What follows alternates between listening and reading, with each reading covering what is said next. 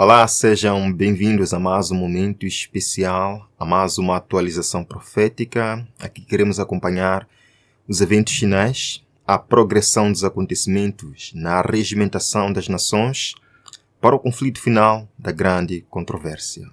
Que a graça do bom Deus habite ricamente no nosso coração. Vamos dar olhada em algumas coisas interessantes que estão acontecendo agora na América e um pouco pelo mundo. Em primeiro lugar, vamos orar. Ontem, no Japão, aconteceu um grande terremoto. Graças a Deus que não houve vítimas mortais, ou se houve, ainda não tenho informação, mas houve danos graves já em infraestruturas, houve também um tsunami. Vamos orar pelas pessoas diretamente afetadas por esta situação. Irmãos, eu quero iniciar esta apresentação de hoje compartilhando com vocês uma postagem que eu achei interessante de analisar aqui com os irmãos, de forma bem rápida, bem mesmo para iniciar a nossa conversa. Eu estava visitando algumas páginas no Facebook, algumas páginas que eu costumo consultar algumas informações proféticas, e me deparei com esta postagem. Vejam só aqui. Desse irmão, acredito ele ser adventista, escreveu o seguinte: assim já tem um alarmista que vai ver o cumprimento profético na presença do Papa cá em Angola. Ele diz que já tem um alarmista por aí falando do cumprimento profético pela presença do Papa em Angola. Em relação a esta postagem, em primeiro lugar, o que eu posso dizer é que isto é muito triste. Se de fato este é adventista, isto é muito triste. É chocante ao mesmo tempo. E é desafiador. Não sou angolano, não estou em Angola, mas pude ver algumas imagens. O desafio que este irmão lança é se de fato o que estamos vendo, o que vimos em Angola e na grande passeata que o Papa fez nos países da África, até países muçulmanos, não tem nada a ver com profecia.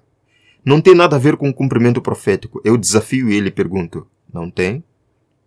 Afinal de contas, quando nós lemos em Apocalipse 13, verso 3, lá no finalzinho do verso 3, diz que depois da cura da ferida mortal, todo mundo se maravilhou e seguiu a besta.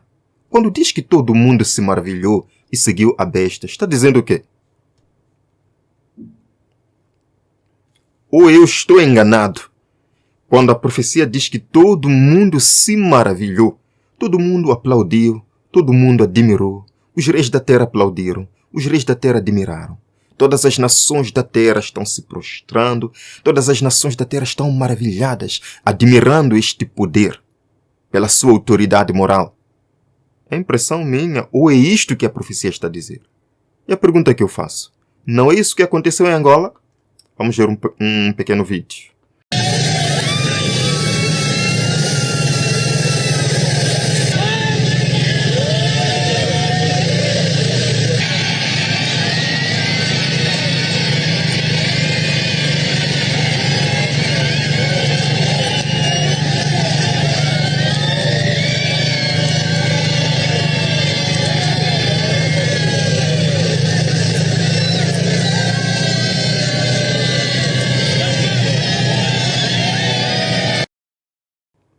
Não aconteceu nada, não houve nenhum cumprimento profético, os alarmistas estão aí só falando à toa. É triste ver esse tipo de comentário, meus irmãos, é triste.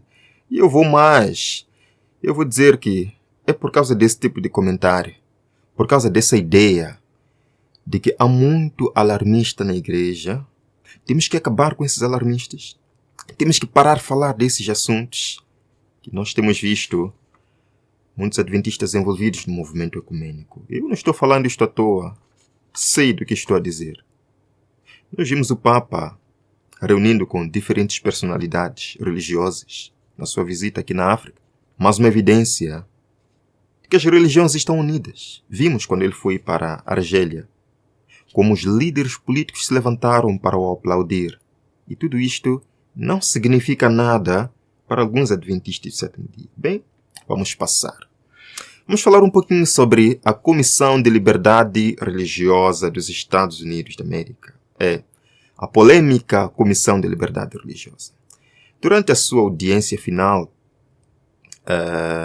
lá em Washington, D.C., mais uma vez os membros desta comissão, os chefes que ocupam o topo da cadeira desta comissão, atacaram a doutrina e o princípio da separação entre igreja e Estado. Isto foi depois dos pronunciamentos que já compartilhei com os irmãos, da grande doutora católica americana e também do bispo Barron, na grande reunião. Vamos só lembrar um pouquinho do que falou essa doutora. Na verdade, as religiões podem ser entre os maiores parceiros e aliados do governo na nossa promoção de ideias e valores que as nossas instituições públicas, incluindo as escolas públicas, esperam incutir. Precisamos de acabar com o medo e a nervosidade em relação a manter a religião fora disso, mas isso tem de começar, penso eu, numa fase muito precoce, e as escolas são um bom lugar para isso. Ela fala bonito como se estivesse falando algo bom, mas ela está violando o princípio de separação entre igreja e Estado. E vejam aqui, irmãos, Comissão Trump critica a separação entre igreja e Estado em audiência. Não está fácil. Isto é um pouco chocante.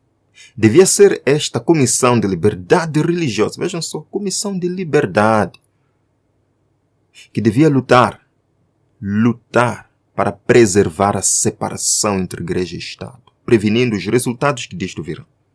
Mas é esta comissão que está atrás disto, que quer acabar com a separação, que quer unir igreja com Estado. Vejam aqui, membros da comissão criticaram a noção de uma necessária separação entre igreja e Estado. Vejam, o Dan Patrick, o vice-governador do Texas, chegou a chamá-la de quê?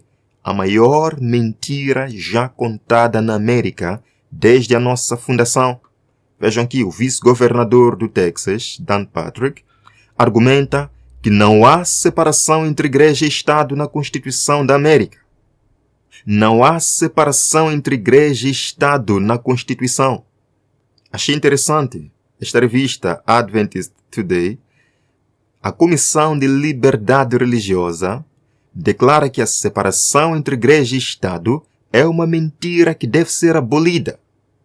Mas, queridos, o desrespeito às regras básicas de ética religiosa que esta Comissão de Liberdade Religiosa está trazendo é um símbolo claro do propósito que este grupo tem, que é de promover uma agenda nacionalista. Por exemplo, Rachel Laser, o CEO da organização Americans United, afirmou que as reuniões desta comissão são dominadas por ações cristãs. São dominadas por ações cristãs, chegando a haver favoritismo religioso. Sky Perryman, o CEO da Democracy Forward, afirma que os valores da liberdade religiosa estão sob ataque acelerado. E diz também que a comissão não se preocupa com a liberdade religiosa. São pessoas que estão fora disto, que estão vendo, estão nos dizendo que isto não é tão bonito assim como nós pensamos.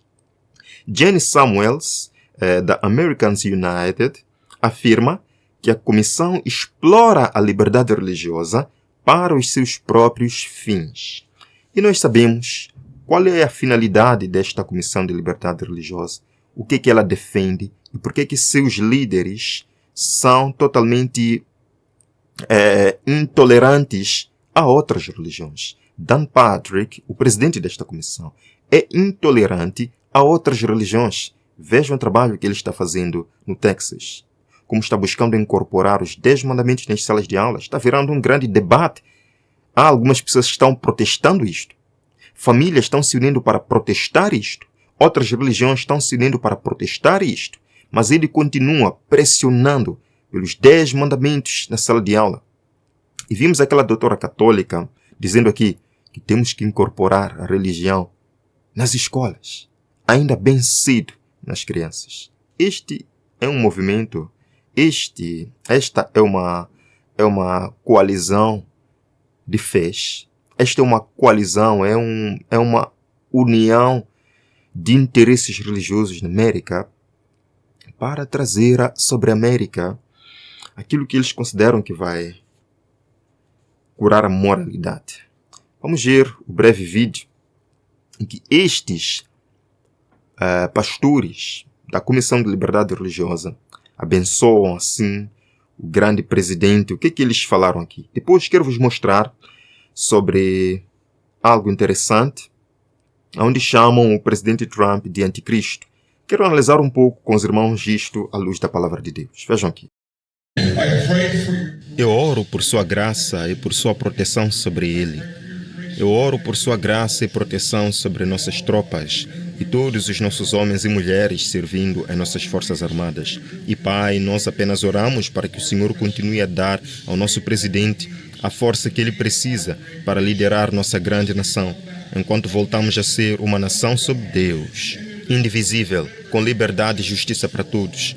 Oramos sua bênção celestial sobre ele, em nome de Jesus. Amém. Como estes pastores têm a coragem de abençoar guerra, de abençoar armas nucleares, de abençoar destruição de vidas, algo não está claro aqui. Quando o presidente Trump lançou a sua imagem como Jesus Cristo, a imagem de inteligência artificial dele como Jesus Cristo, estes membros da Comissão de Liberdade Religiosa não falaram nada. Não. Eles não apareceram para dizer alguma coisa. Alguns fora do circuito e até alguns apoiadores do Trump disseram que não. Até aqui chega. Por exemplo, vejam só, apoiadores fervorosos de Trump agora questionam se ele é o anticristo. Vejam só. Por causa da imagem que ele postou, há algumas pessoas do seu circuito próximo estão questionando. Este homem não é o anticristo? Vejam só, a revista jesuíta, interessante. A revista jesuíta americana diz: após o Jesus de inteligência artificial de Trump, um apelo por anticristos mais sutis. Um apelo por anticristos mais sutis. Interessante. Interessante como uma revista jesuíta vem tocar sobre este ponto. Falar sobre este termo, anticristo. As pessoas estão distraídas olhando para um homem como sendo o anticristo. Agora, a própria organização vem e toca sobre o ponto, buscando distrair a mente das pessoas. Quem é esse tal anticristo?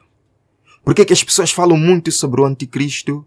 Mas, se à luz da palavra de Deus, estas pessoas pudessem saber quem é realmente o anticristo dos últimos dias, muitas decisões seriam feitas. Realmente Satanás não quer que as pessoas saibam quem é esse anticristo. Não quer, acima de tudo, que as pessoas saibam quem é Cristo. Qual é o caráter de Cristo? E o que Cristo é e deveria ser para a vida de muitas pessoas?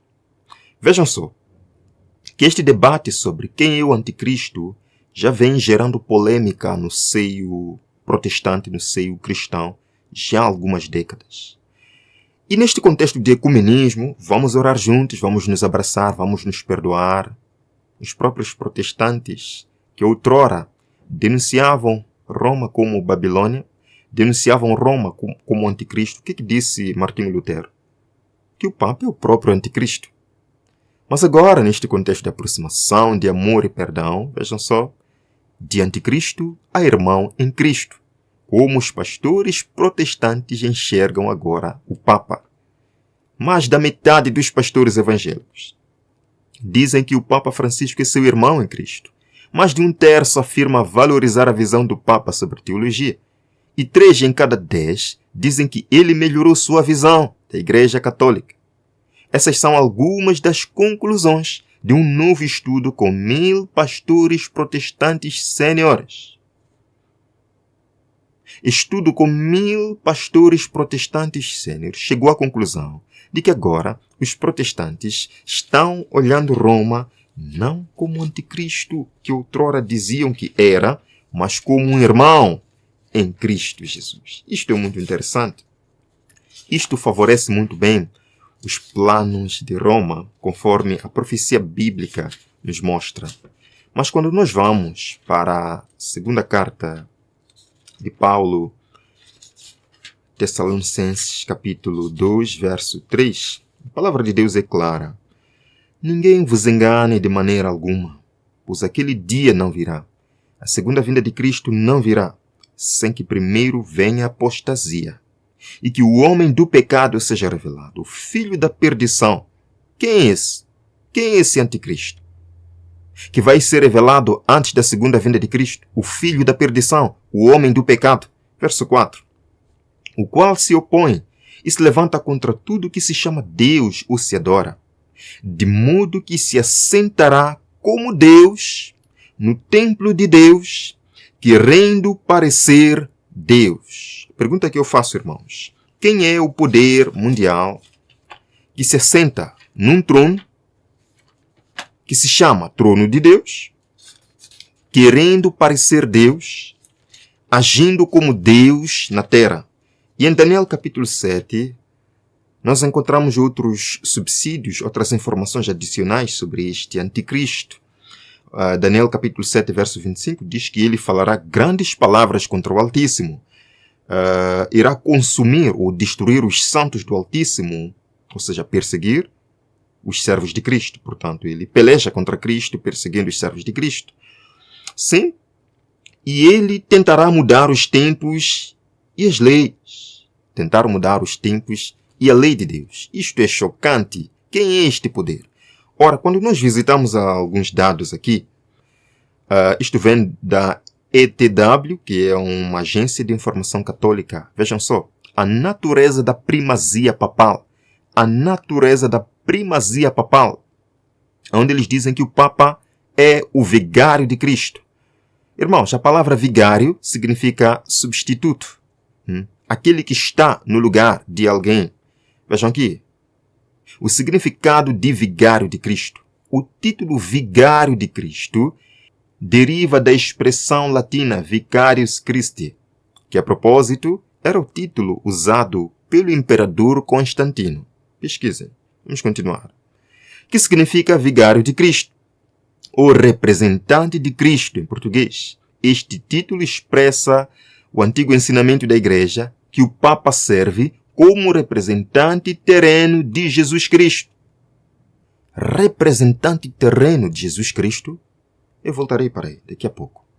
Vejam só, queridos irmãos, quem falou isto? O Papa de Roma, o Vaticano. Judeus são salvos mesmo sem crer em Jesus Cristo. Chocante isto aqui. Chocante. O representante de Jesus Cristo na terra diz que os judeus podem ser salvos mesmo sem Jesus Cristo. Alguma coisa aqui não está bem. Irmãos, estas são as verdades sobre o papado. Esta é a verdade sobre Roma.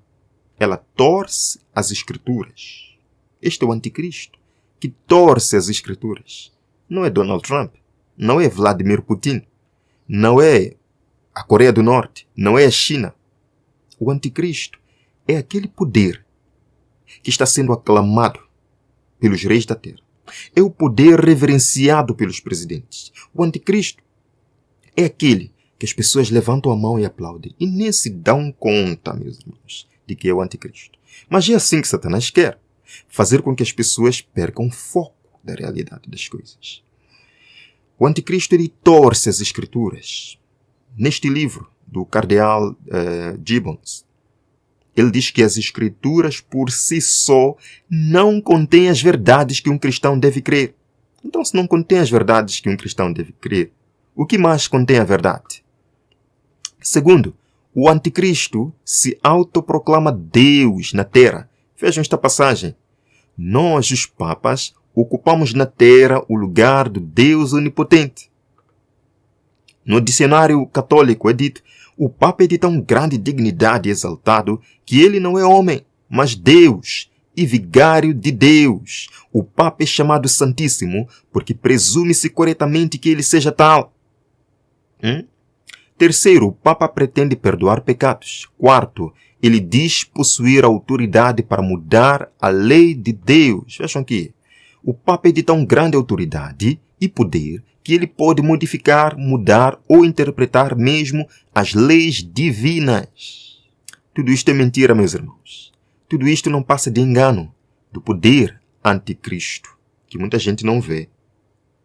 Olha para Trump, e quando Trump para com essas brincadeiras, então não é ele, agora é o presidente da China. Não, agora não é o presidente da China, agora... Não, meus irmãos. A profecia nos diz quem é o anticristo dos últimos dias, que se senta no trono de Deus, querendo parecer Deus, e é adorado por multidões.